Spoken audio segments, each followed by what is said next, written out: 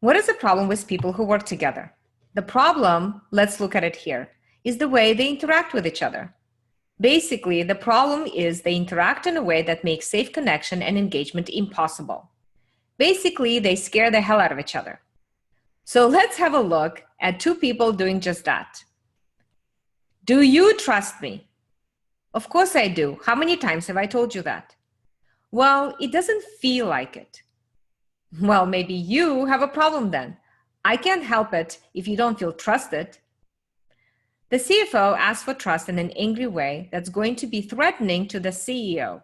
And the CEO has basically turned it around and said, your emotions are your own problem. They are nothing to do with me.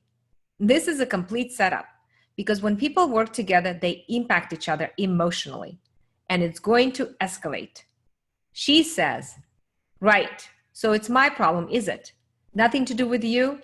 All you do is blame everyone around here. I refuse to talk to you when you get like this. There's no point.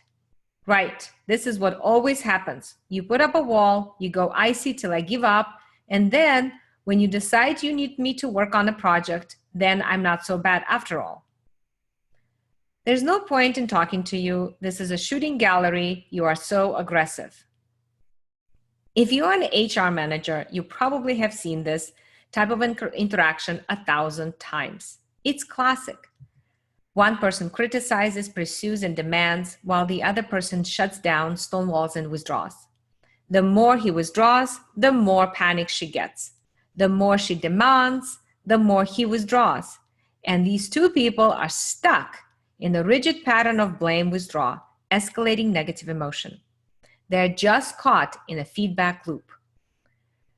The essential issue, though, is that there's no safe emotional connection possible here. They're just escalating danger and isolation. This is a common theme among people who work together. And I want you to note here that the issue is not conflict. From an attachment point of view, conflict is just part of an escalating cascade of distress that begins with emotional disconnection. So what we're trying to do on one level is to show people how to deal positively with those moments. Can you imagine what would happen if these two people could suddenly turn and reach for each other? The whole picture would change. The process of emotional connection assumes that there are key elements, key things that have to happen to create a change, to create what we call a second-order change. That is, not just to modify some of the symptoms, not just to make people a bit nicer to each other or increase their job satisfaction a bit. We're trying to create a second-order change. We're trying to reorganize this pattern of interaction that people have at work to create a cohesive bonding team relationship. The 5 basic moves, which you would see us doing all the time, right from the beginning till the end of the process, again and again, is reflecting the present process. Could you help me? You keep saying that you feel disconnected right now.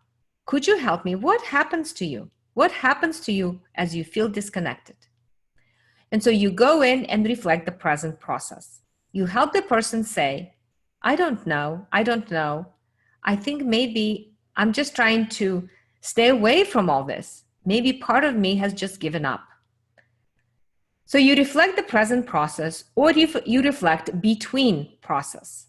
You say, could you help me?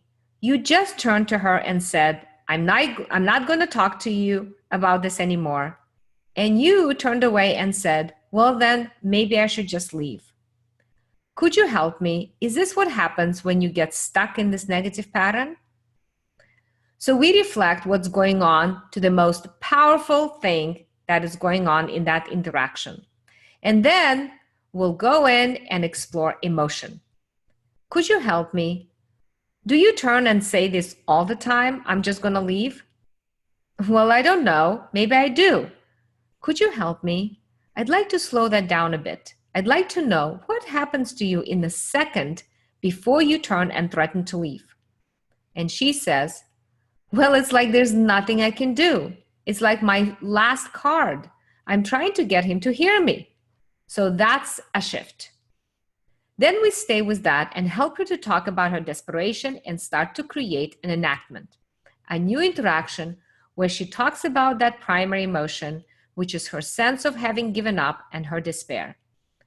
She takes and creates a new experience which we've helped her access. She creates a new signal to the CEO. So she moves from deepening her emotion to clarifying that emotion. We help her then to turn it into a new signal and a new message to the CEO, where she's able to say, I do threaten to leave. I do. I don't know what else to do. I feel like I've lost you already. I feel all alone and I can't bear it. And that fills me with despair. That's a whole new message than she's been giving him for the last 2 years. So we set up a powerful enactment. We process the enactment where we say, what was it like for you to tell him that? She says, it was scary, but it felt good. We asked him, what was it like for you to hear it? He says, it's new. I don't know what to do with it. I have no place to put it. So we help him listen to it and react to it. Then we go in and we integrate and validate.